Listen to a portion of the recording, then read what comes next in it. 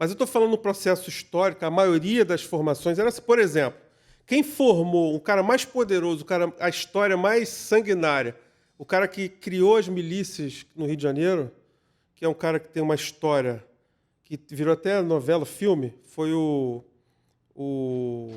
Homem da Capa Preta, Sim. Tenório Cavalcante. Ele foi o fundador de Caxias. Eu tenho até um vídeo no meu canal que ele mostra a história. Eu tento fazer isso também porque eu acho interessante. Uma coisa que me fascina são os brasões da cidade. Então, eu estou tentando estudar cada brasão e o que significa cada símbolo daquele. Quando chegou, eu comecei no de São João de Meriti, que é a cidade que eu... Apesar de eu não ter nascido em São João, eu nasci em Belfor Roxo, que também é sinistro igual São João. Mas eu comecei em São João, onde eu fui criado, parti para Caxias, e depois fiz da cidade do Rio de Janeiro. E vou fazendo conforme a demanda. Eu acredito que o próximo será Nova Iguaçu. Quando chegou em Caxias, eu achei interessante que a história da criação de Caxias tem um vínculo muito grande com o Tenório Cavalcante. E o Tenório Cavalcante tinha uma capa, que ele era advogado. A outra profissão, que não tem a ver com arma, mas que entra muito, é o cara que é advogado ligado ao direito. Porque, para você... Ele entende do processo. Entende, então ele sabe como chegar lá. É uma das únicas. O açougueiro então não você entra. acredita que um leigo agora que queira ser candidato, ele tem grande probabilidade de se frustrar ou bater de frente com o sistema que vai engolir ele? Não, por causa da concorrência, por esses motivos que eu te falei. A concorrência, é desleal. É desleal. Se todo cidadão fosse igual ao norte-americano, todo mundo tinha uma arma, eu acho que a democracia ia ser mais equilibrada. Mas o processo democrático aqui, ele pesa, ele tem um problema por causa desse problema. Um detalhe simples, mas na minha observação, é por causa disso, entendeu? Você acredita... Então, assim, deixa eu só terminar a história conclui. do Tenório.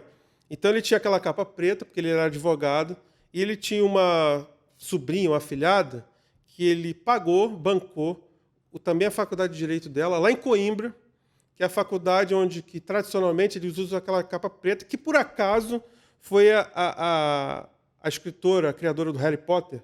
Sim. Ele fez aquela capa dos personagens do Harry Potter, porque ela escreveu esse livro lá em Coimbra, lá em Portugal, apesar dela ser inglesa.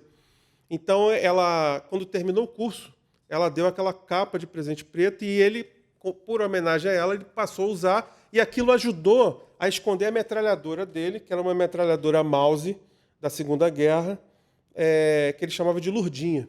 Aí tem um caso que aconteceu emblemático com o ACM, que era o grande coronel da Bahia, Sim. que foi bater de frente com o cara da Baixada, irmão. Aí, quando bateu de frente, foi um cara ao outro, ele puxou a arma, naquela época podia entrar com arma na Câmara de Vereadores, Câmara, né? Câmara de Vereadores, e ele apontou, quando apontou, você é homem, xingou ele, você é homem de falar isso de novo?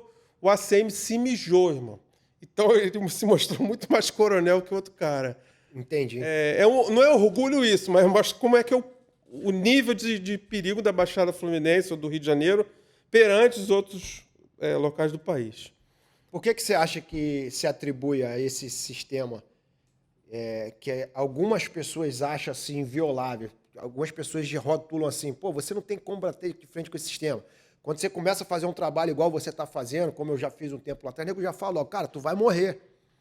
Por que você acha que se dá isso? É pela impunidade, a sensação de impunidade? Ou você acha que é pelo vínculo ali de todo mundo estar envolvido com esse sistema? Ou você acha que existe ali algum kamikaze ali, algum salvador da pátria, alguém que tem a possibilidade de não se corromper e romper com esse sistema corrupto? É o seguinte, para você chegar nesse estrutura do que é hoje o Brasil, em todos os sentidos, ela foi construída aos poucos. Então, a não ser que aconteça uma coisa excepcional, para ela ser desmontada ou chegar num padrão ideal de ética e moral, como a gente imagina, ela também tem que ser feita aos poucos. Se bater de frente, você pode, como tudo na vida, tem análise de risco. Sim. Se você apostar muito alto, você pode ganhar muito alto, mas também você pode se ferrar muito alto. Eu acredito que, como é um processo de uma nação que não é uma nação irrelevante no mundo, o Brasil é gigantesco, tem uma história riquíssima, mas muito rica. Infelizmente, eu fico triste que as pessoas não querem negar a história. Eles não contam mais eles, para apagar a história do Brasil, coisas que não interessam na atualidade, eles deixam de contar algumas coisas. Entendeu? E para você desmontar isso, tem que ser aos poucos. Eu vou dar um exemplo. Algumas coisas que tem na história do Brasil, por exemplo, no cinema. Cara, um dos maiores cineastas da história do Brasil, eu não vejo documentário, eu não deixo de falar nada dele. Quando fala de cineasta, Glauber Rocha. Glauber Rocha não era nem espermatozoide, enquanto esse cara era o maior cineasta, que é o Mazzaropi, por exemplo. Como é que você apaga a história do Mazzaropi? Gigantesco. É só não falar mais dele. E outros exemplos da história do Brasil que eles deixam de falar e a geração futura não aproveita essa riqueza que foi construída para continuar construindo cada vez mais.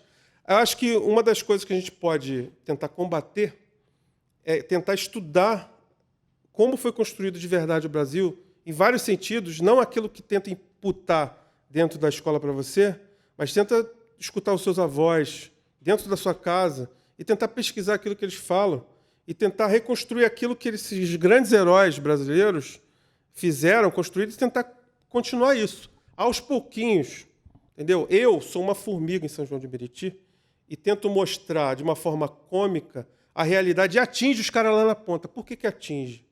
Porque eles precisam... Você dá visibilidade e potencializa um problema que é real, que todo mundo sabe que tem e não tem coragem de expor. Mas não é só isso. Eu ridicularizo ele.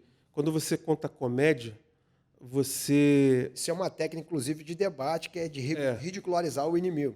Você tira a roupa do rei. O próprio rei ri de você. E ele não pode falar nada. Ele não pode fazer nada.